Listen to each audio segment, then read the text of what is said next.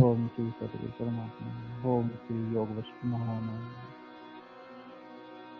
हे मुनीश्वर, ऐसे दुख के मूल शरीर रूपी ग्रह की इच्छा मैंने त्याग दी है। यह परम दुख देने वाला है, इसकी इच्छा मुझको नहीं है। हे मुनीश्वर, शरीर रूपी वृक्ष है, उसमें तृष्णा रूपी काकनी आकर स्थित हुई है।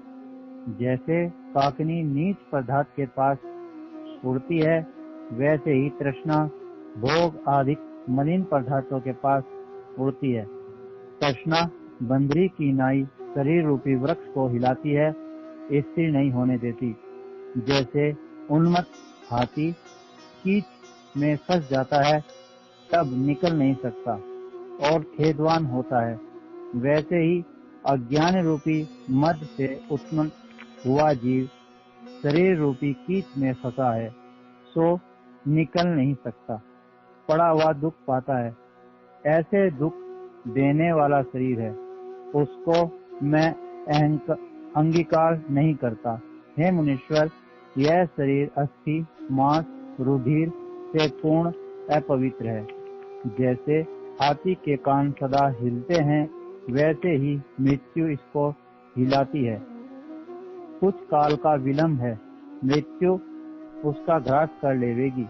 इससे मैं इस शरीर को अंगीकार नहीं करता हूँ। यह शरीर कृतघ्न है, भोग भुगतता है और बड़े ऐश्वर्य को प्राप्त करता है, परंतु मृत्यु इससे सखापन नहीं करता।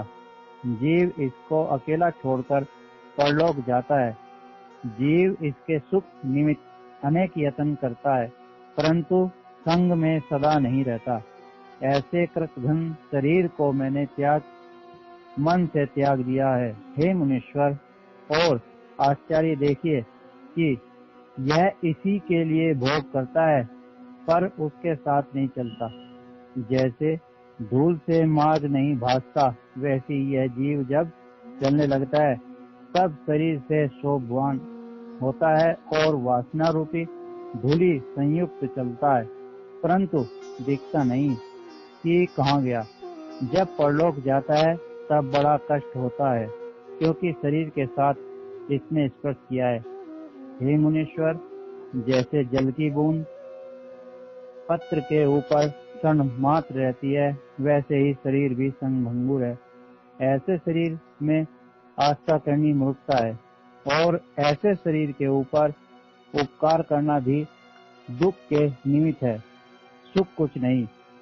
धनाढ्य इस शरीर से बड़े भोग भोगते हैं और निर्धन थोड़े भोग भोगते हैं, परंतु जरा अवस्था और मृत्यु दोनों की होती है, इसमें विशेषता कुछ नहीं। शरीर का उपकार करना और भोग भुगताना तृष्णा के कारण उल्टा दुख का कारण है। जैसे कोई नागिन को घर में रखकर दूध पिलावे, तो अंत में वह उसे काटकर मारेगी, वैसे ही जिस जीव ने तृष्णा रूपी नागिनी के साथ मित्रता की है, वह मरेगा, क्योंकि नाशवंत है।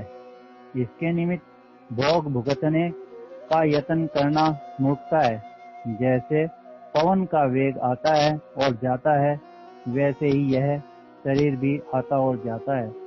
इससे प्रीति करना दुख का कारण है।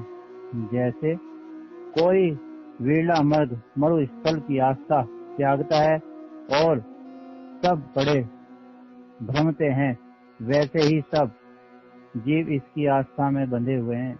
इसका त्याग कोई विरले ने ही किया है। हे मुनीश्वर, बिजली और दीपक का प्रकाश भी आता जाता दिखता है, परंतु इस शरीर का आदि अंत नहीं दिखता कि कहाँ से आता है और कहाँ जाता है।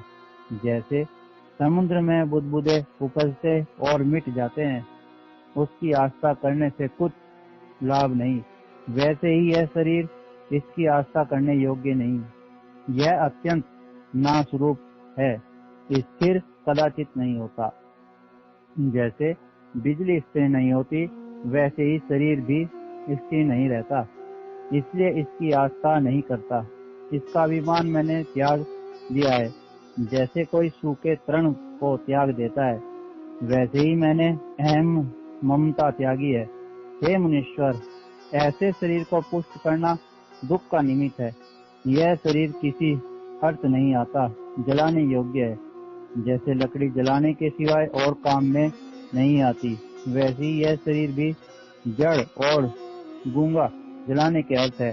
हे मुनीश्वर, जिस पुरुष ने काष्ठ रूपी शरीर को ज्ञान अग्नि से जलाया है, उसका परम अर्थ सिद्ध हुआ है, और जिसने नहीं जलाया, उसने परम दुख पाया है। हे मुनीश्वर, न मैं शरीर हूँ, न मेरा शरीर है, न इसका मैं हूँ और मेरा यह है। अब मुझको कामना कोई नहीं, मैं निराशी पुरुष हूँ, और शरीर से मुझको कुछ प्रयोजन नहीं है।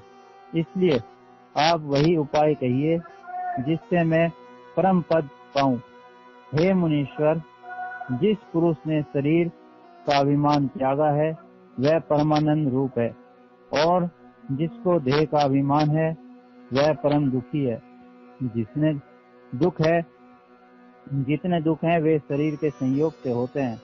मान अपमान, जरा मृत्यु, दम्भ भ्रांति, मोह शोक आदि सर्व विकार देह के संयोग से होते हैं।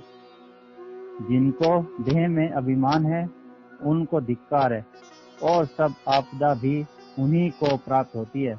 जैसे समुद्र में नदी प्रवेश करती है, वैसे ही देहाभिमान में सर्व आपदा प्रवेश करती है। जिसको देह का अभिमान नहीं है, वह मनुष्यों में उत्तम और वंदना करने योग्य है। ऐसे को मेरा भी नमस्कार है, और सर्व संपदा भी उसी को प्राप्त होती है। जैसे मानसरोवर में सब हंस आकर रहते हैं, वैसे ही जहाँ देहाभिमान नहीं रहा, वहाँ सर्व संपदा रहती है। हे मुनीश्वर, जैसे अपनी छाया में बालक बेताल कलपता है और उससे भय पाता है, पर जब उसको विचार की प्राप्ति होती है, तब वह बेताल का अभाव हो जाता है। वैसे ही अज्ञान से मुझको अहंकार रूपी पिशाच ने शरीर में दृढ़ आस्था बताई है। इसलिए आप वही उपाय कहिए जिससे अहंकार रूपी पिशाच का नाश हो और आस्था रूपी फांसी टूटे। हे मुनीश्वर, प्रथम मुझको अज्ञान से अहंकार रूपी पिशाच का संयोग था, उसके अनंतर शरीर में आस्था उपजी।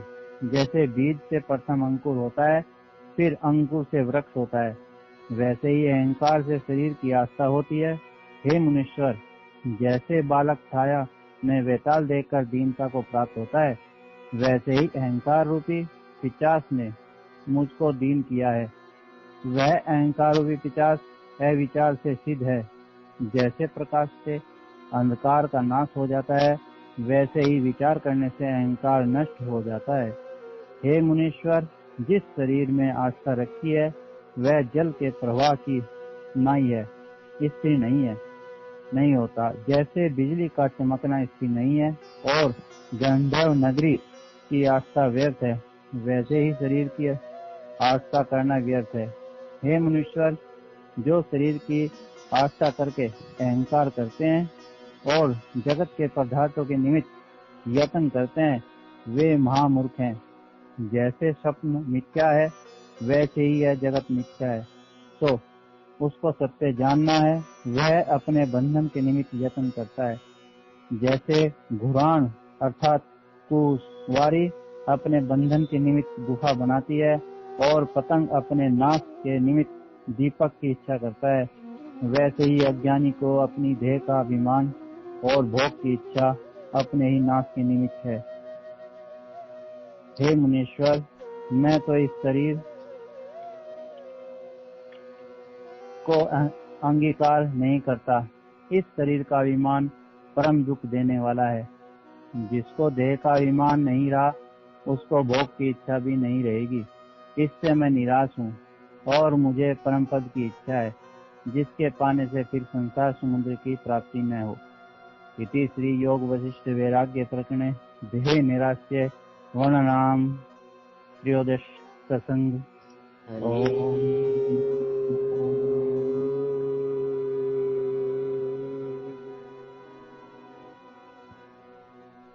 हरि